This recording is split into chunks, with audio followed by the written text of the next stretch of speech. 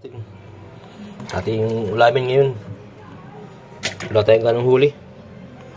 Sakto lang kalakihan. Hindi man ganong kalakihan. Itong tama lang. Yan mga bro. Okay, malabot dagat ngayon. Kaya dito yung makapagpamahan ng maayos. Yan lang mga bro.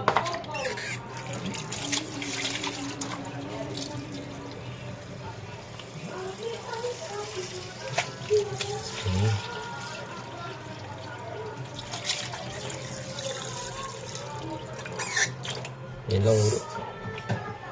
Sabaw natin ito ngayon.